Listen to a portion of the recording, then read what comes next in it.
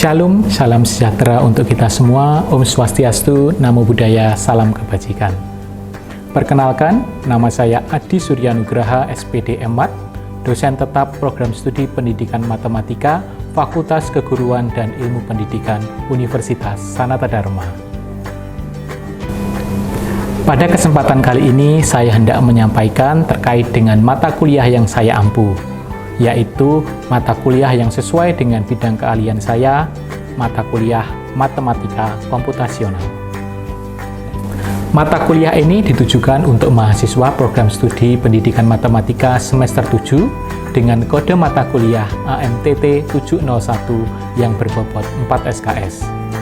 Mata kuliah didesain dalam 16 kali pertemuan tatap muka dengan 14 kali pertemuan untuk penyampaian materi dan 2 kali pertemuan untuk UTS dan UAS.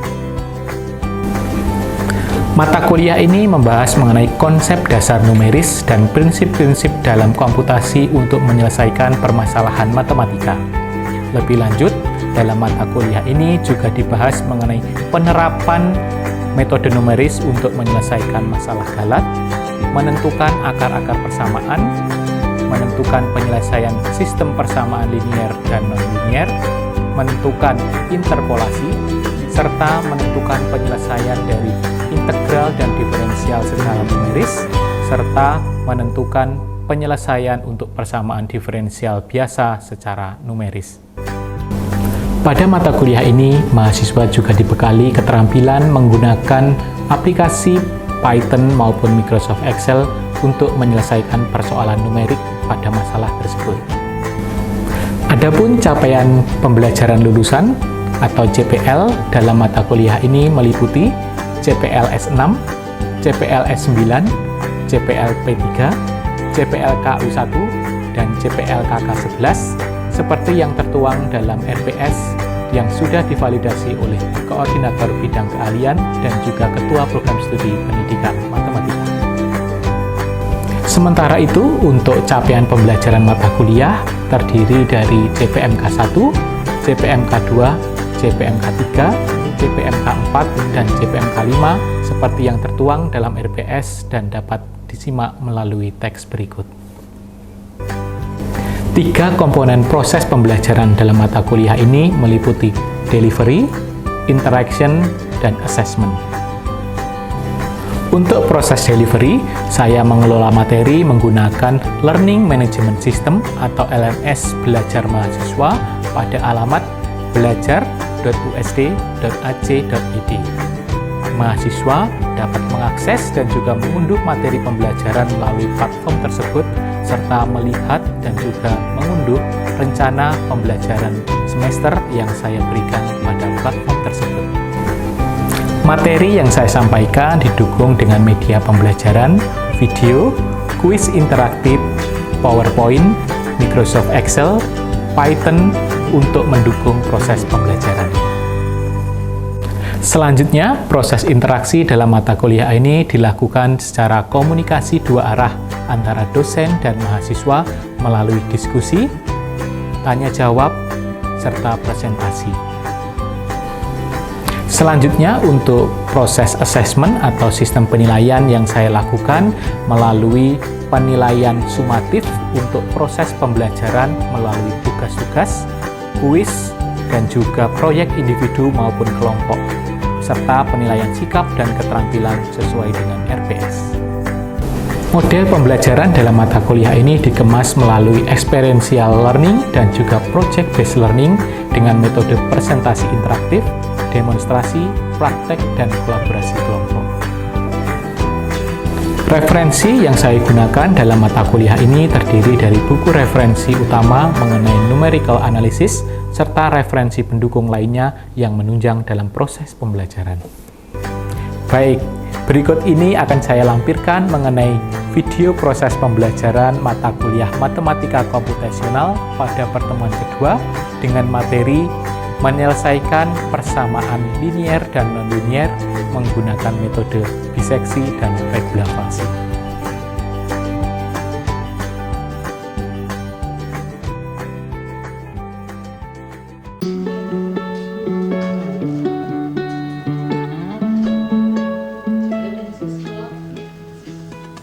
selamat siang teman-teman semua. Selamat. Gimana kabarnya hari ini? Sehat? Oke, sudah siap untuk mengikuti perkuliahan matematika komputasional? Sangat siap ya. Oke, karena kita sudah masuk minggu kedua, maka harapannya teman-teman sudah terbiasa sedikit begitu ya di pertemuan pertama kemarin. Oke, sebelum kita masuk ke topik bahasan pada pertemuan kedua ini, saya ingin melihat dulu teman-teman semua hadir ya. Oke, baik, bagus. Jadi tidak ada yang hari ini tidak mengikuti perkuliahan. Oke, sebelum kita lanjut, kira-kira masih ingat apa yang kita bahas pada pertemuan pertama kemarin? Ada yang masih ingat? Minggu pertama dalam mata kuliah ini kita belajar tentang apa? Ada yang mau menjawab? Komputasi.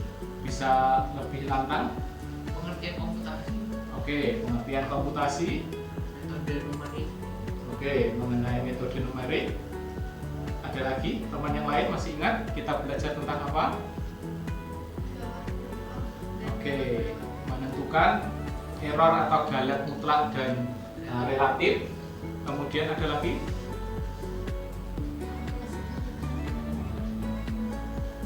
menentukan angka signifikan. Baik, ya di pertemuan kemarin betul itu kita belajar tentang 3 hal tersebut. Itu menjadi pengantar awal kita untuk hari ini mulai mendalami mengenai apa itu matematika. Nah, hari ini kita akan melanjutkan pembahasan di pertemuan kedua, di mana kita akan belajar mengenai salah satu metode yang dapat teman-teman gunakan untuk menyelesaikan persamaan linear maupun non-linear secara numerik. Jadi bagaimana kita bisa menentukan solusi dari penyelesaian persamaan linear maupun non-linear menggunakan teknik numerik, tidak menggunakan analitik, gitu ya. Nah, di sini nanti kita hanya fokus dulu ke salah satu metode, yaitu metode tertutup menggunakan metode bagi dua dan metode regularisasi. Dan tentunya harapannya teman-teman nanti juga bisa mencoba menyelesaikannya menggunakan Excel maupun Python. Maka sudah disiapkan Python-nya?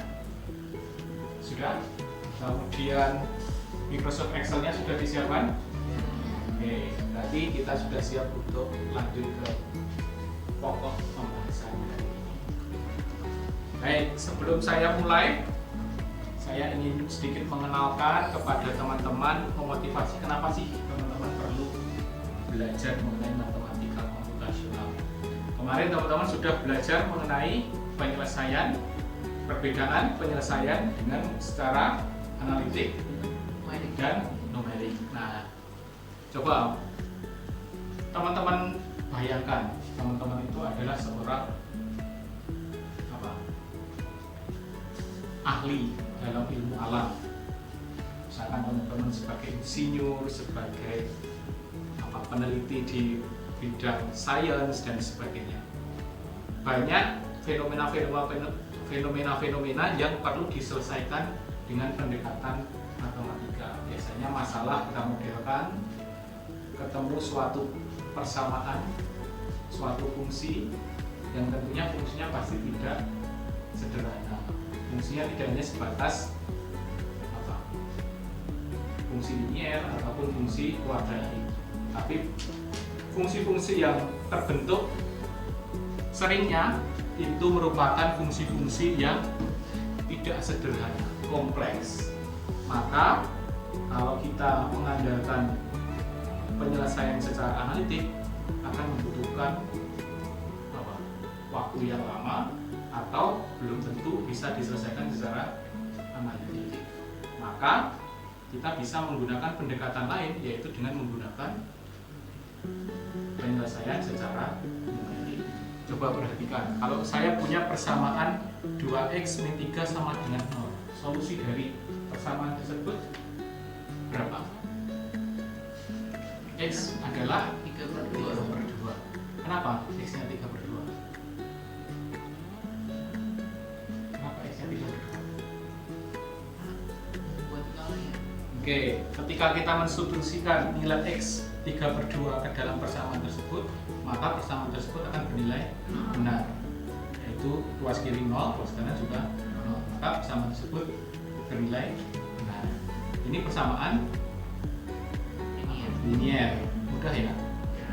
Oke, sedikit naik sedikit. Kalau saya punya persamaan kuadratik, x kuadrat min 4x min 5 sama dengan 0, berapa solusi penyelesaiannya? Ada yang satu. Ya, karena kita bisa menggunakan teknik-teknik pemfaktoran ataupun juga menggunakan rumus ABC untuk mendapatkan solusi dari penyelesaian persamaan kuadratik tersebut. Sehingga kita dapat nilai x yang memenuhi persamaan tersebut adalah 5 dan juga negatif 1. Masih cukup mudah ya. Nah, pertanyaannya, bagaimana kalau saya punya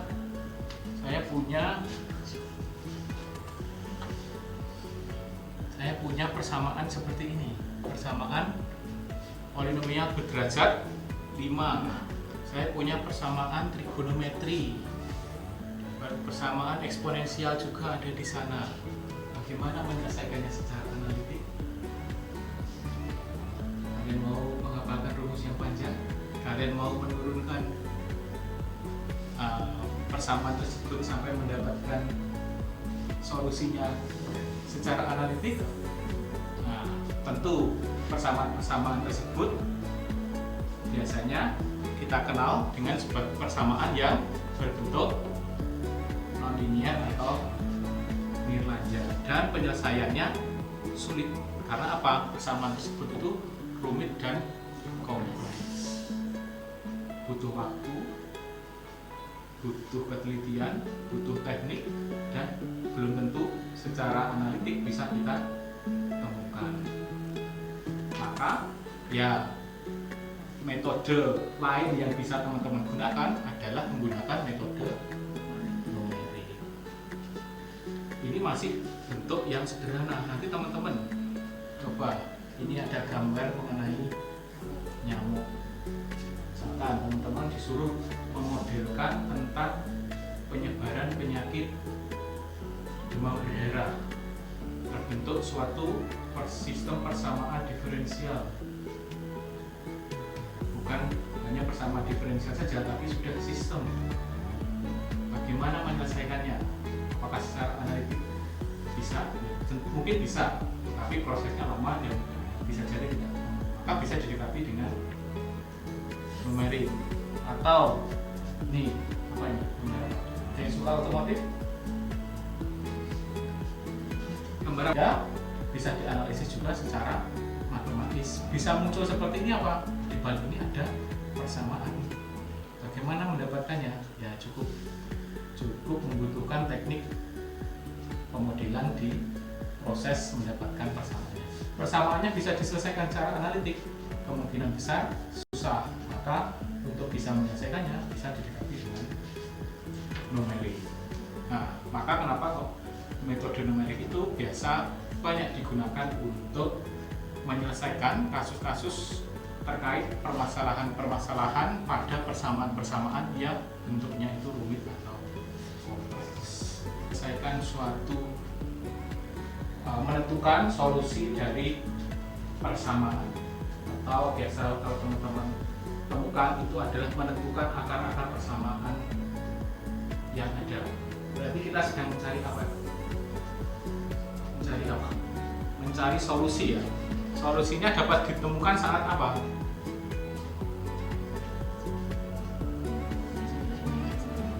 Saat kita bisa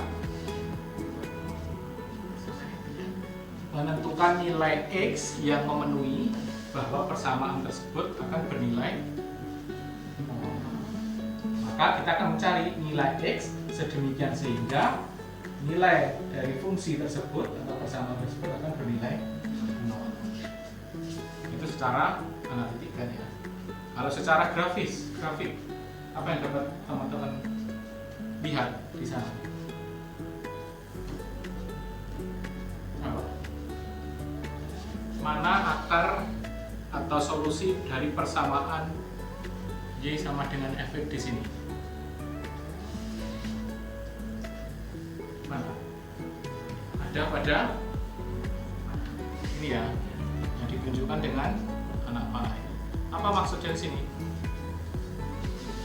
Yang berpotongan dengan sumbu X. Berarti apa? Kita bisa mendapatkan suatu nilai X, misalkan itu adalah S. Ketika kita substitusikan nilai S tersebut terhadap fungsi tersebut, maka akan bernilai 0. Ini adalah akar atau solusi dari persamaan yang sedang kita selesaikan.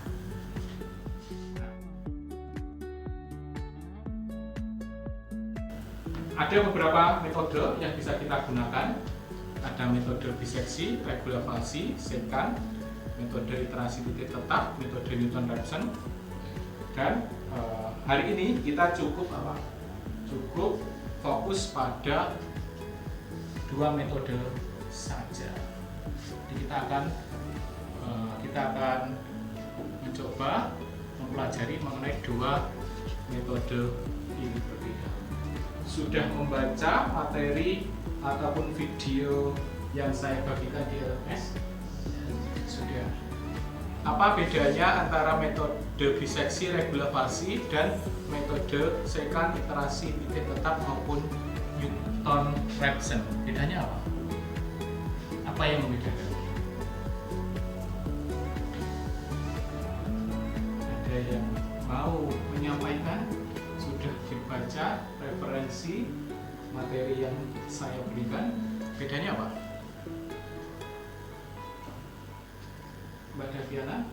Biseksi sama regulavasi Mhm. metode tertutup. Oke, ini adalah metode tertutup, betul? Oke, terus ini adalah metode terbuka. Nah, kita sudah mengenal istilah lagi. Ada metode tertutup, ada metode terbuka. Jadi fokus hari ini kita hanya pada metode tertutup, yaitu biseksi dan regulavasi. Karena sudah ada istilah ini, saya ingin tanya lagi, apa bedanya metode tertutup dan metode terbuka?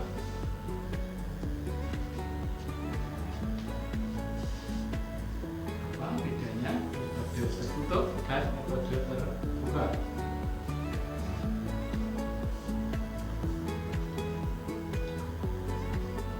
Mbak Tia, hasilnya bagaimana? Oke. Oke, baik. Sudah tepat apa yang disampaikan Mbak Tia. Salah satu ciri dalam metode tertutup itu hasilnya atau solusinya itu akan konvergen. Sementara kalau yang terbuka itu hasilnya bisa saja konvergen atau divergen. Itu salah satu ciri. Ada lagi? Ini sudah muncul istilah konvergen dan divergen. Nanti saya tanyakan lagi, konvergen apa, divergen apa. Tapi sebelum ke sana, saya ingin tanya ciri yang lainnya lagi apa? Ya, apa? Kalau metode tertutup itu udah ada range-nya. Tapi kalau metode terbuka itu harus Betul sekali. Jadi dalam metode tertutup, karena namanya tertutup, maka kita akan menentukan selang atau range atau interval terlebih dahulu.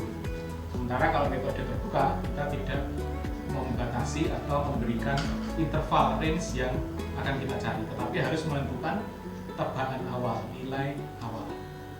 Itu yang membedakan. Maka dalam metode tertutup dengan range yang ada, dipastikan biasanya akan mendapatkan solusi yang konvergen. Sementara kalau yang terbuka, karena kita tidak membatasi interval dan kita mengandalkan tebakan awal, maka bisa jadi nilai tebakan awal tersebut menyebabkan solusi yang kita cari akan menjadi divergen, tidak menuju titik yang mau kita cari.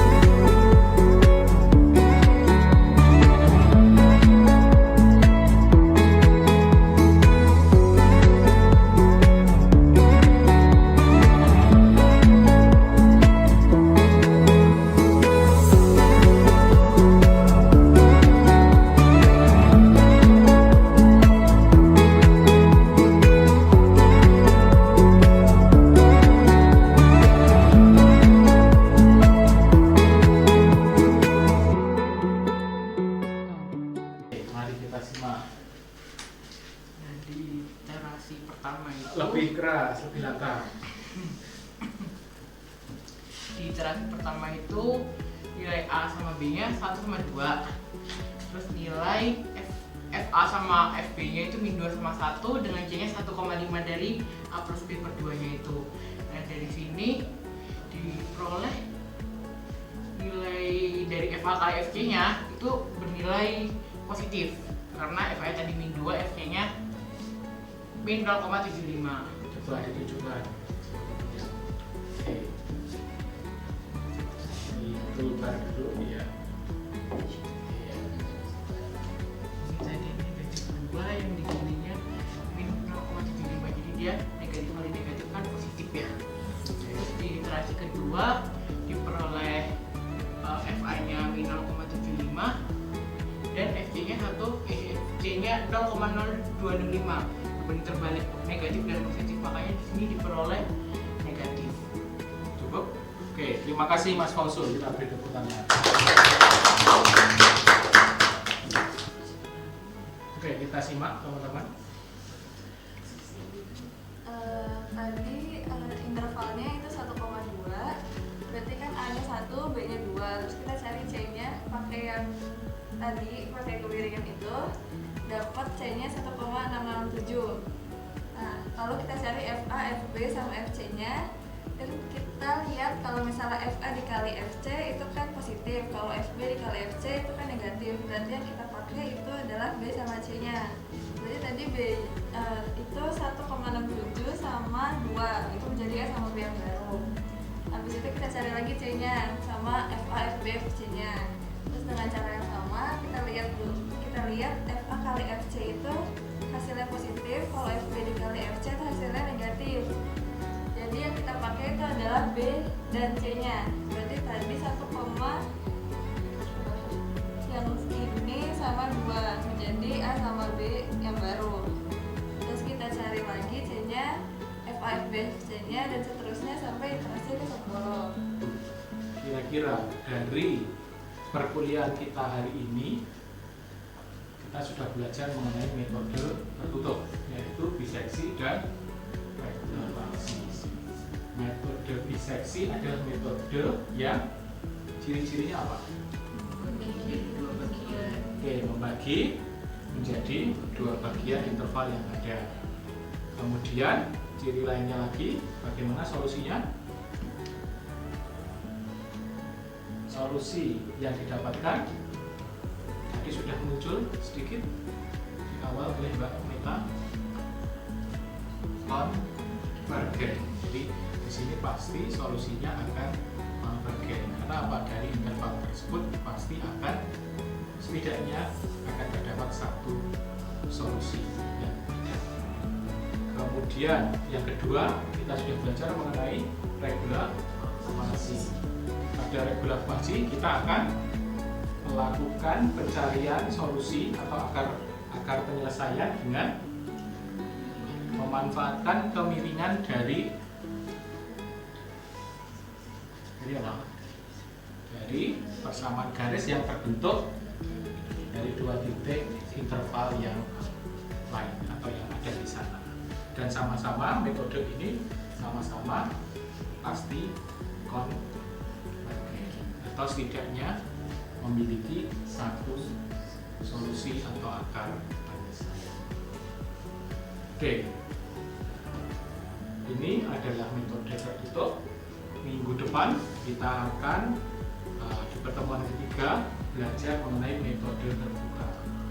Ciri khasnya tadi metode terbuka adalah tidak memiliki interval, tapi membutuhkan suatu tebakan nilai.